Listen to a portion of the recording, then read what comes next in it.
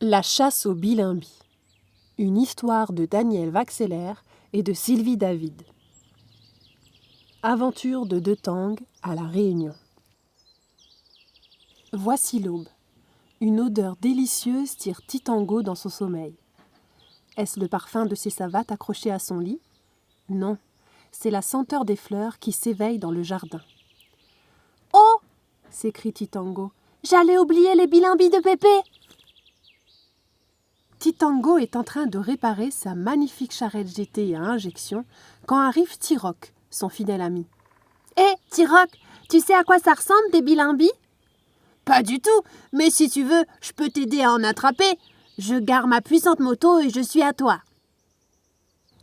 Les bilimbis, ça ne mord pas au moins ?»« Non, répond Titango, c'est pour Pépé.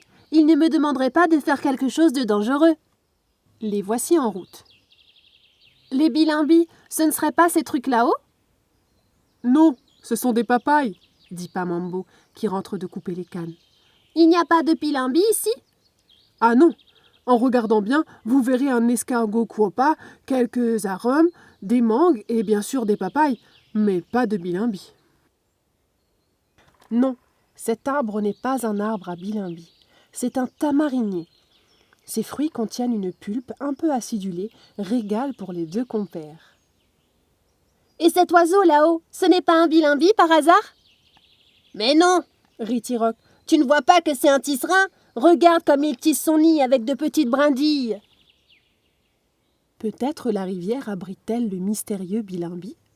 « Mais oui, venez nous aider !» crient les pêcheurs. « Nous sommes en train de faire des canaux pour les capturer !» Titango et Tiroc s'épuisent à pousser de gros rochers et à guetter sous l'eau. Quand ils ont fini, les pêcheurs éclatent de rire. « On vous a bien eu! Nos canaux et cette nasse servent à attraper des petits poissons qu'on appelle des bichiques, pas des bilimbis! Ha ha! On ne vous a jamais dit que les bilimbis ne savaient pas nager ?» Sous un kiosque, une famille console les deux amis. « Ne vous en faites pas, ce n'est pas si rare les bilimbis, vous en trouverez. » Titango voudrait bien demander à quoi ça ressemble un bilimbi, mais il n'ose pas car il a vu que la jolie Tsetsega le regarde. Alors il fait semblant de s'intéresser au petit. Nos deux amis ont beaucoup mangé. Ils sont épuisés par leur longue route et s'endorment sous un palmier. Mais voici qu'une grosse averse de chaude pluie tropicale les réveille. Est-ce que ça fera pousser les bilimbis ? Non, cette pluie ne fait que réveiller les crapauds. « Dépêchons-nous » dit Titango. « Sinon Pépé va s'inquiéter. » Le chemin passe par le village. Toujours pas de bilimbis en vue, mais de beaux cocotiers se dressent sur les bords de la route.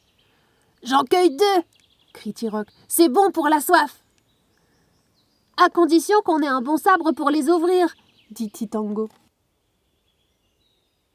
À la boutique du village, les deux complices achètent tout ce qu'ils trouvent. « Tu ne crois pas qu'ils ont des bilimbis ?» demande Tiroc. « Ce n'est pas du tout la saison, » dit une ménagère. « Mais prenez des litchis à la place, » conseille la marchande. « C'est plus sucré. » La charrette GT de Tiroc déborde de fruits. Des mangues, des papayes, des ananas, des bananes, des noix de coco, des pastèques. Quelle cargaison! Mais toujours pas de bilimbis. Les deux amis ont tout de même appris une chose. Un bilimbi est un fruit. « Pépé, Mémé, nous avons beaucoup de fruits, mais pas de bilimbis. Ce n'est pas grave. »« Non, mon enfant, » dit Mémé. Tout bas, elle demande à Pépé.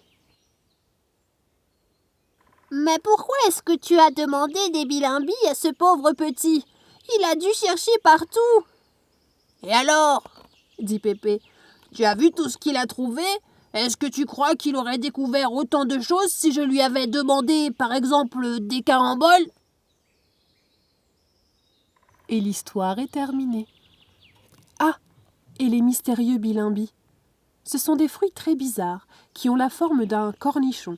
Ils ont un peu le goût du cornichon également. Ils poussent en grappe sur le tronc de leur arbre, qui s'appelle aussi le bilimbi. Cet arbre est originaire de l'Inde, mais il est devenu assez rare à La Réunion. Les bilimbis se consomment comme un légume ou un condiment, pour relever le goût des plats.